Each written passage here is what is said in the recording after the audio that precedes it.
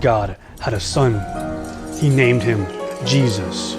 Jesus came to save the oppressed, particularly those oppressed by Caesar, dictator of Rome. Caesar forced people to submit to him or die. Jesus taught about his Father. He said, "My Father is nothing like Caesar. He is love.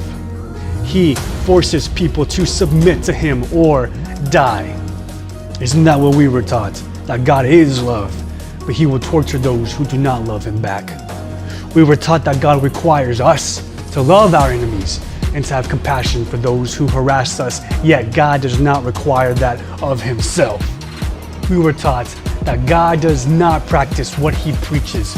We were taught that God is the ultimate example of hypocrisy and bigotry, and that we should be more like him. No wonder Christianity is such a joke. No wonder Christians are the most un-Christ-like people.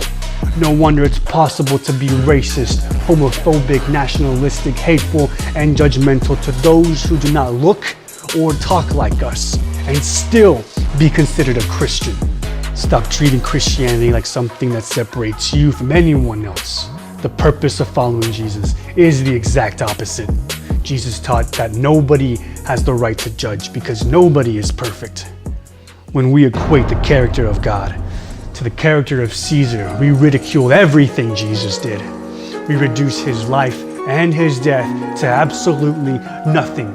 God is nothing like Caesar, so your excuse to judge anyone is gone. If God made hell for the non-believers, then I promise you, you will be there with the worst of them, because you are no better than them. So grow up and get rid of this ridiculous idea that God made hell and that he wants to send anyone there. Do you know what God wants?